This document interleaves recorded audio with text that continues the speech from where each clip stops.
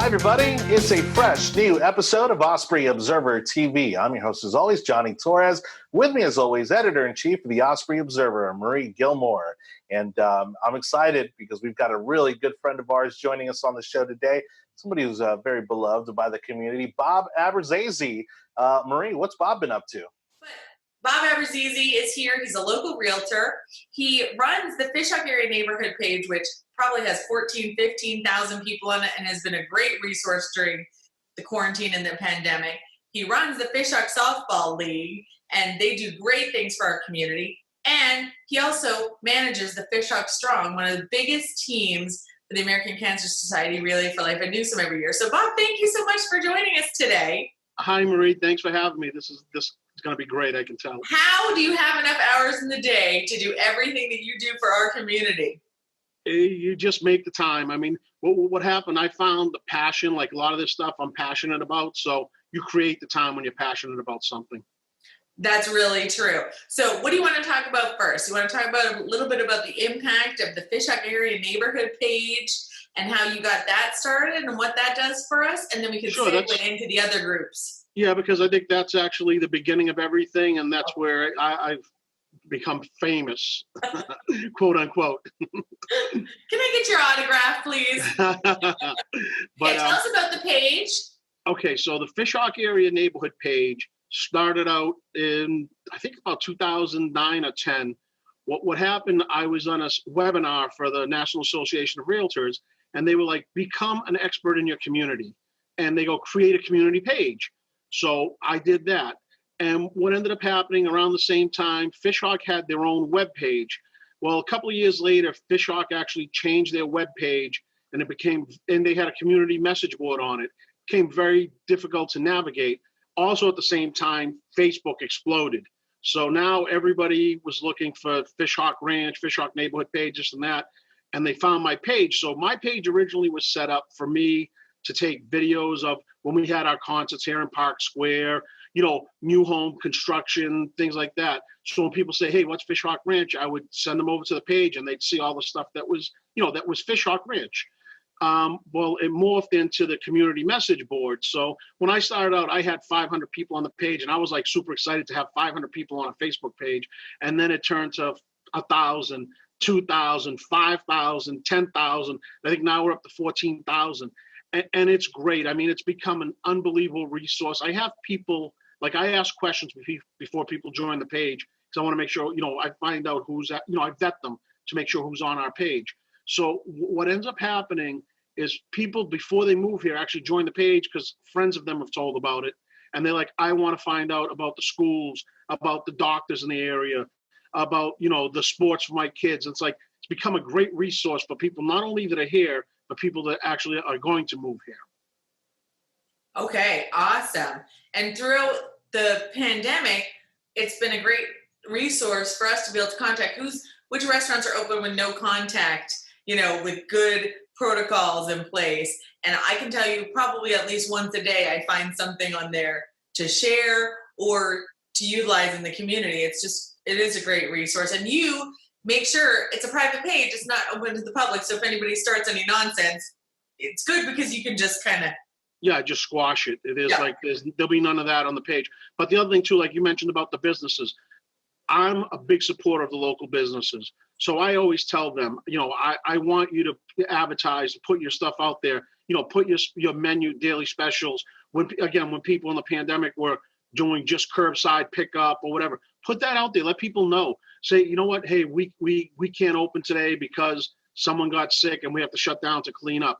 Obviously you don't want to post it out, but you don't want people to think you went out of business. You just want people to say, hey, we're taking care of what we have to take care of. We'll be open again in a few days and everything will be back to normal again. So I want to be able to help people out too, because, as people, I help people. Again, when I do these fundraising events, they help me out as well. So it's like, it's give and take, which is that's what business is all about. It's like everybody has to win. It has to be win-win in business. Exactly. And you've used some of those relationships and your familiarity with the community to create your FishHawk Strong team. Tell us a little bit about that team. Okay, so the FishHawk Strong team was started out, like my kids were involved with Relay for Life while they were in middle school and high school, and I would help them out. Most of my times there, I was actually taking pictures and video. I was the video guy, so I'd post it on YouTube, and then people could watch the events. And it was really, I love doing it. But then I was like, the kids went off to college, and I'm like, okay, but I still want to fundraise. So I lost my mom to pancreatic cancer. So, obviously cancer is my mortal enemy. So I want to do whatever we can to defeat it. So I decided to start a team, and I talked to Madonna, my wife, and, we decided, let's put something together, because she's been on committee for Relay for Life for years and years. So I'm like, okay, let's try this. Let's see what happens. So the first year I went to a few of my friends and I said, hey, you know what? I always help you out, like, with your business. Can you help me out? And I had people writing me checks for like $300, $500. I'm like, oh my God, this is like pretty easy. I'm like, this is pretty cool. So the first year, this was before FishHawk Strong, I raised $5,000. And I'm like, okay, I go, let's try something different. Let's actually form a team with a lot of people in the neighborhood that own businesses, and we'll help each other out. And what ended up happening last year was the first full year of FishHawk Strong. And I think before last year, the most money ever raised by a single team in Relay for Life for FishHawk was about $27,000. And I was like, our goal was $30,000. I really want to raise $30,000 and beat that number. Well, you saw our number was like $46,000, which was absolutely insane. Yes. But it worked out great because, again, we did a lot of events. We didn't do any of the kid events. We did adult events at adult venues. So we did, the whatever, bear bingo, fashion shows. We did things that like the kids aren't going to do. So we didn't take any money from the kids. They were still able to raise their own money. But we brought in all this extra money, which was, I think it was fabulous. And this year we wanted to do it again, but the pandemic kind of like knocked us down. But we still raised almost $20,000, which again is far and away more than anybody else. I think it's actually more than, believe it or not, some of the other local relays as a whole raised, because like wow. I was able to see some of the numbers before they shut down their sites. Yeah, and it was again, but we just keep plugging along, and it's things happen. And with the FishHawk Strong, not only do I help Relay for Life, but like I love Lita Eaton with Seeds of Hope, and I love to help them out especially when they're in dire need. When they're in dire need, then like kind of like throw it in overdrive and see what we could do. This week, I was able to they had put out a post on my neighborhood page that Publix had Skippy peanut butter for buy one, get one. So it was a BOGO, $2.85. So I reached out to a friend of mine and asked her, I go, can you do me a favor? I'll help you out with your business, but I need you to do me a favor and buy some peanut butter. Well, she bought 300 jars of peanut butter, and we got another 300 for free. So 600 jars of peanut butter, which I just delivered 500 of them to Seeds of Hope now, right before this interview. I was really rushing to get back here to do this interview. Oh, wow. That's amazing. And I can tell you from a business standpoint, we jumped on board and joined the FishHawk Strong team last year. So the Osprey Observer was a part of it. We came to the Bullfrog Creek Bingo, and I didn't even realize, I'm so glad you mentioned that your events were adult focused and didn't take away from anything the kids were doing to fundraise. Because obviously our local Relay for Life has a lot of our student teams, a lot of our kids earn community service hours, and just learn a little bit about giving back from doing Relay. So I really appreciate that about that team too. And talking about Seeds of Hope, we actually haven't done one of these interviews with Lita and Seeds of Hope, and now you've just inspired me that we need to get her on board. Get her on because she's fabulous. You know that she's fabulous. I mean, the Turkey Trot. Do you remember the Turkey Trot when it started? Probably had 100 runners, and now it's like the Boston Marathon. There's thousands of people show up. 100%. And Seeds of Hope, for those who aren't familiar, is our local food bank started by a FishHawk resident that is every week at Bloomingdale Presbyterian from 4:30 to 6:30. Anyone in need can do a drive-through, open their trunk, no questions asked, and they receive food for the week for their family. So this is a charity that my children have been involved with, earning some community service hours on a weekly basis. It's a wonderful charity to get cereal, the non-perishable canned food, and peanut butter and jelly, because a kid could survive with a week of peanut butter and jelly sandwiches and a loaf of bread. That could give them lunch for a week. So that's an awesome donation for Seeds of Hope. At the beginning of the pandemic in March, they were serving about 125 families a week, and they're up to 400.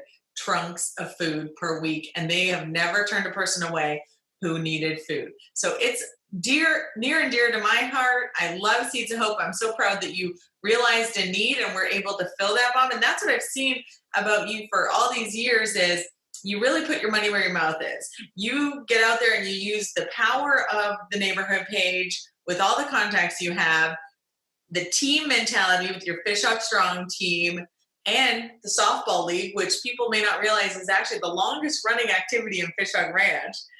One of the very first things that ever was created was that FishHawk softball league over at Hawk Park. It's still running. I know you guys are dying to get back on the field, and you've so many times done fundraisers at that with the tournament and fundraise for all kinds of causes in our community. We started fundraising on that. I think it was again 2007 or 8, and it was we had a home. We call this Home Depot bucket we have the $100,000 bucket. It's like that's how it started. Our first fundraiser was like we had games and we told people just to bring money and throw it in the Home Depot bucket. So that's how it all started. And then we had Mike Berenger, Tim Coffey, Michael Brand, Michael Shea. Everybody was involved. These were the commissioners of the league, and they set up different tournaments for. A lot of times, unfortunately, it's people in our league that someone in their families becomes sick and they're in dire need of money. So we've done this, and I mean, we've helped a lot of families in our league. We've raised well over $100,000 as a league, which was tremendous. When you think about a small softball league, to put these tournaments together, it's a lot of work. I like to help out, but the commissioners do a lot more work than I do. These guys really go out there and they bust it, and they're raising money. I mean, you have to have baskets. We have DJs. Sometimes we'll have bands. We have events in Park Square, like dance parties. It's like all kinds of stuff. It's a very, very grueling fun. Like any fundraising is tough, But the softball one, because again, we don't. I pray to God we don't have to do a fundraiser for anybody in the league because that means nobody's sick. But it happens, and we do them, and we try to help out as much as possible. I mean, we go out there every Saturday. We have fun. We make friends. It was like when I first moved here, I didn't know anybody. I joined the softball league, and that's where I met the first real hardcore people that I knew here in FishHawk. And to this day, still friends with tons of them, and it's just, we're growing old together, which is pretty funny. Oh. but I love it. I wouldn't trade it for anything. Absolutely. And you've made the community a better place for each and every activity that you've done, Bob. I want to wrap up because we know we've got a limited attention span with our audience, but I want to thank you so much for coming on. I know we could just talk on and on and on and keep going, but I really appreciate what you're doing in the community. We'll continue to get involved with you and everything that you do. We'll keep in mind that peanut butter is still on BOGO, and we can get it over to Seeds of Hope, and we'll keep watching the page and see what activities are coming up or what needs there are. So thank you so much for being with us today, and thank you for everything you do for our community, making it a better place. Thank you, Marie, for having me. And you know how much I love you because you always help us out every time I call you. If I need anything, you always, are so great. So thank you. Thank you, Osprey Observer. Thank you, Marie. 100%. We try. Thanks again to Bob Abruzzese, and of course, best of luck with the fundraiser. We certainly can't bring enough awareness to an incredible cause, like cancer research, something that's touched so many lives. And who knows, maybe he'll let me join the softball league this year. Marie, editor-in-chief of the Osprey Observer, lots going on in the community as we kind of slowly trickle back to normal here. What's going on in the community? We've got a couple of fun stories this week. And of course, all of our stories are always available online on our website, ospreyobserver.com. But just a couple of weeks ago, we actually finished up our summer internships. This summer, we had 7 awesome summer interns. These interns each wrote about 10 stories for our newspaper. So there are 70 stories out in the community from our interns. So it has been an incredible summer. We actually, in pure quarantine and social distancing style, did a drive-through pickup. They each got to pick up a Chick-fil-A lunch from our friends at Chick-fil-A Bloomingdale, Tammy and Paul Holmberg. Of course, every single one of them was thrilled with that. And they picked up all their newspapers that they've been publishing stories in all summer. So it was really fun to see them in person. And they're just a great group of kids who are going to go on to do good things. In fact, 2 of our interns are now the editor-in-chiefs of their high school newspapers, both at Durant and Newsom. So we're going to be getting some great stories out of them this year. Another one is the chambers are starting to have meetings in person again. They're following guidelines and protocols, and they are starting to meet again in September. So check out your local chamber calendars and get involved, and look forward to seeing some of your local business owners in person this upcoming fall. Well, and if you ever need me to do some work for free Chick-fil-A, just let me know. I mean, I'm I'm happy to do it. 100%. Yeah.